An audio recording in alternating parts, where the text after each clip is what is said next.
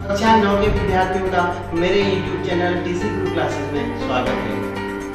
Video प्रारंभ करने से पहले आप सभी से अनुरोध है चैनल को सब्सक्राइब करें और बेल आइकन अवश्य दबाएं जिससे आने वाले वीडियो की लिंक आपको प्राप्त होते रहे।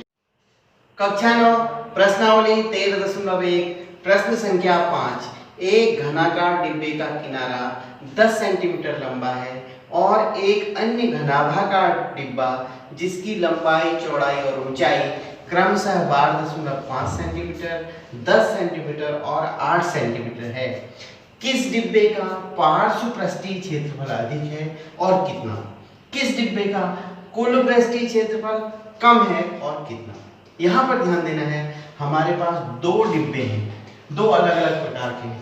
एक घनाकार डिब्बा है जिसकी प्रति भुजा 10 सेंटीमीटर है और दूसरा है घनाभाकार डिब्बा जिसकी लंबाई, चौड़ाई और ऊंचाई दे रखी है। ठीक है, तो हमें निकालना है पार्श्व पृष्ठीय क्षेत्रफल और कुल पृष्ठीय क्षेत्रफल। यहाँ पर इस बात पे ध्यान देना है कि पार्श्व पृष्ठीय क्षेत्रफल क्या होता है और कुल पृष्ठीय क्षेत्रफल क्या होता है। हम चित्र से समझते हैं, ये हम एक घनाभ बना लेते हैं। ठीक है, ये घनाभ है, तो इसमें पार्श्व पृष्ठीय क्षेत्रफल किसे कहते हैं? पार्श्व पृष्ठीय क्षेत्रफल मीन्स चारों दीवारों का क्षेत्रफल, 1, 2 और ये पीछे की 3, 4, इन 4 दीवारों का क्षेत्रफल पार्श्व पृष्ठीय क्षेत्रफल होता है। पार्श्व पृष्ठीय क्षेत्रफल में ये छत ऊपरी और ये नीचे जो फर्श होता है ये नहीं आता है। तो इस प्रकार जो डिब्बे का निचला तल फर्श हो गया, जिसको हम फर्श भी कह सकते हैं, और ये छत वाला हिस्सा, ऊपरी हिस्सा, ठीक है, ये नहीं आएगा तो पार्श्व पृष्ठीय क्षेत्रफल होगा। पार्श्व पृष्ठीय क्षेत्रफल मीन्स चारों दीवारों का क्षेत्रफल। अर्थात इसमें क्या कम होता है? कुल पृष्ठीय क्षेत्रफल। कुल पृष्ठीय क्षेत्रफल होता है 6 पृष्ठों का, 6 आयताकार पृष्ठों का क्षेत्रफल। तो 6 आयताकार पृष्ठों में से 2 आयताकार पृष्ठों का क्षेत्रफल कम हो गया। कौन कौन सा? ये लंबाई, ये चौड़ाई और ये ऊंचाई। अर्थात लंबाई गुणा चौड़ाई कम हो जाएगी। तो हम हल करेंगे इसको। घनाकार डिब्बे की भुजा बराबर 10 सेंटीमीटर। ठीक है, अब पहले घन के लिए निकालते हैं। घनाकार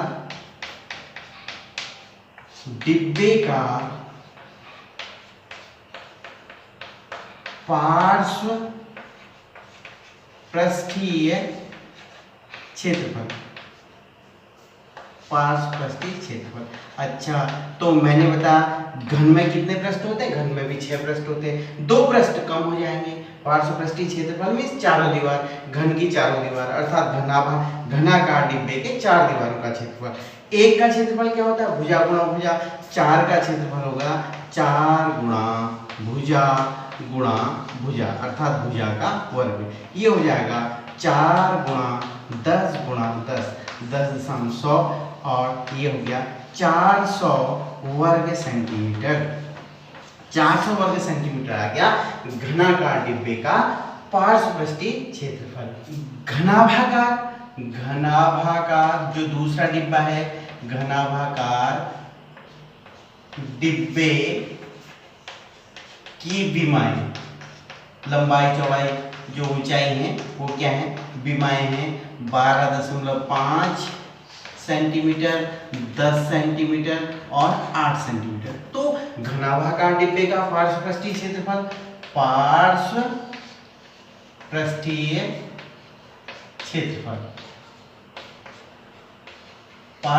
क्षेत्रफल, संपूर्ण पृष्ठ आपको पता है 2 गुणा LB धन BH धन HL होता है। तो जैसा कि मैंने बताया, ये जो ऊपरी हिस्सा और निचला हिस्सा कम हो जाएगा। ये चारों दीवारों का क्षेत्रफल।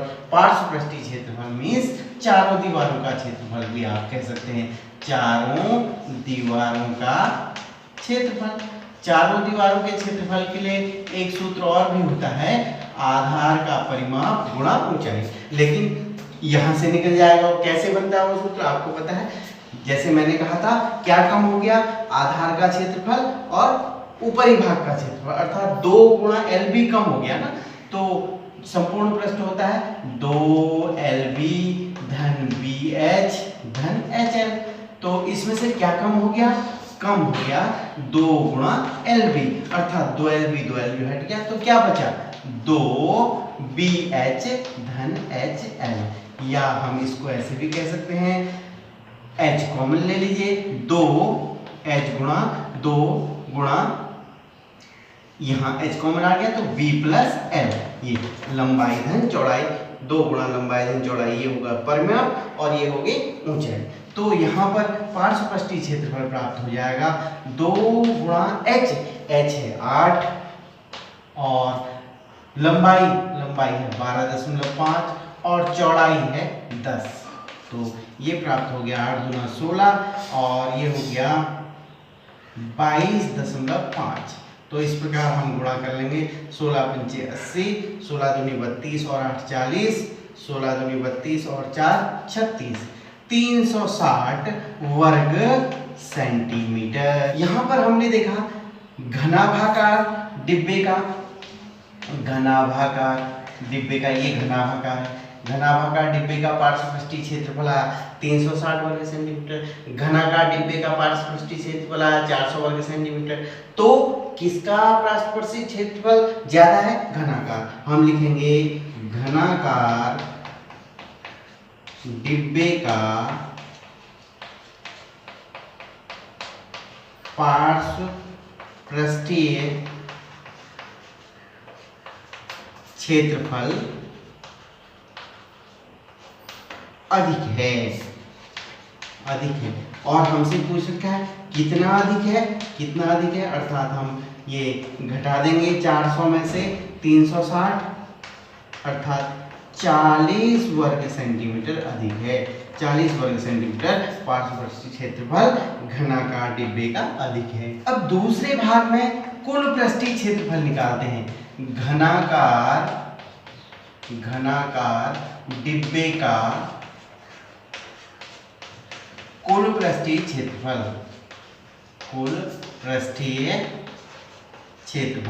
आपको पता है, अब 6 के 6 पृष्ठ होंगे, 6 वर्गाकार तल होंगे, ये भी जोड़ ले जाएंगे, अर्थात 6 गुणा 1 वर्ग का क्षेत्रफल, 6 गुणा भुजा का वर्ग। तो ये प्राप्त होता है 6 गुणा 1 भुजा है 10, 10.100, अर्थात 600 वर्ग सेंटीमीटर कुल पृष्ठीय क्षेत्रफल प्राप्त हुआ घनाकार डिब्बे का। अब निकालते घनाभाकार डिब्बे का। घनाभाकार डिब्बे का कुल पृष्ठीय क्षेत्रफल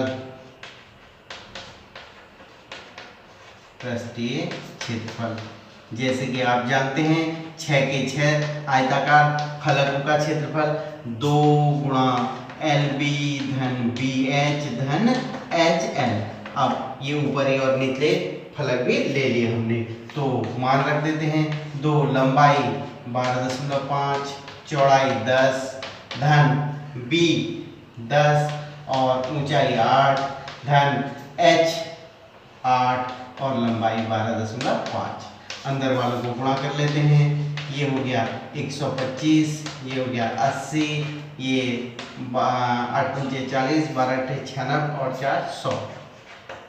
तो ये हो गया 225 और 5 8 2 10, 5 8 2 10, 305, 2 गुणा 305 अर्थात 610 वर्ग सेंटीमीटर।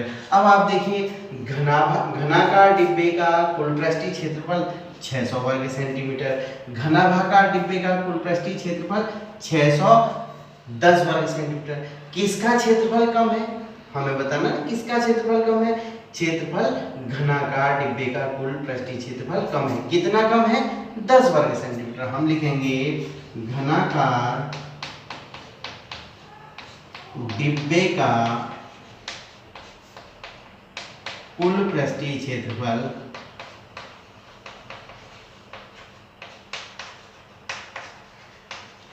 कम है।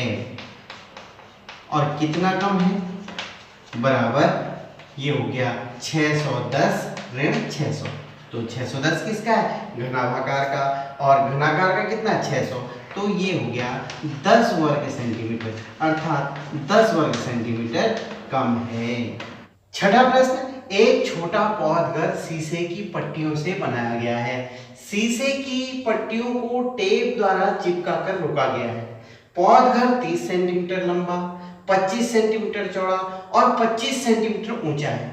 इसमें प्रयुक्त शीशे की पट्टियों का क्षेत्रफल क्या है? सभी 12 किनारों के लिए कितने टेप की आवश्यकता होगी? आपको पता है पौधघर घनाभागाकार होगा, तो यहाँ पर पौधघर कैसा बना है? शीशे की पट्टियों से बना है। शीशे की पट्टी है जिसमें लंबाई 30 सेंटीमीटर, चौड़ाई 25 सेंटीमीटर और ऊंचाई 25 सेंटीमीटर। चित्र से बना लेते हैं, देखिए मैंने ये बना रखा है, ये पौधघर बना लेते हैं। ये हो गया पौधघर घनाभागाकार, जिसकी लंबाई दे रखी है 30 सेंटीमीटर लंबाई और चौड़ाई दे रखी है 25 सेंटीमीटर। ये 25 सेंटीमीटर चौड़ाई और ये ऊंचाई 25 सेंटीमीटर। ठीक है, ये भी 25 सेंटीमीटर है, ऊंचाई और चौड़ाई बराबर है। तो हमें निकालना है कि इसमें प्रयुक्त शीशे की पट्टियों का क्षेत्रफल। शीशे की पट्टियां कितनी होंगी भाई? कितने तल होंगे? 6 तल होंगे ना, क्योंकि घनाभ है, 6 तल है।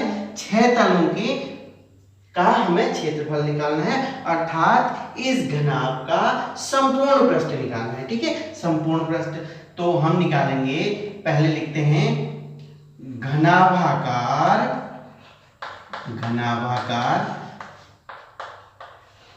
शीशे द्वारा बने पौधघर। पौधघर का मतलब समझ रहे हो ना, जिसमें पौधे लगाते हैं। पौधघर की लंबाई बराबर 30 सेंटीमीटर, लंबाई L होगी, चौड़ाई B बराबर होगी 25 सेंटीमीटर और ऊंचाई H बराबर हो गई 25 सेंटीमीटर। ठीक है, तो इस प्रकार का ये पौधघर बना है। हमें निकालना है प्रयुक्त शीशे की पट्टियों का क्षेत्रफल। हम निकालेंगे शीशे की पट्टियों का क्षेत्रफल बराबर क्या होगा? बराबर संपूर्ण पृष्ठ या कुल पृष्ठीय क्षेत्रफल। संपूर्ण पृष्ठ अर्थात क्या होता है संपूर्ण पृष्ठ? 2LB धन BH धन HL।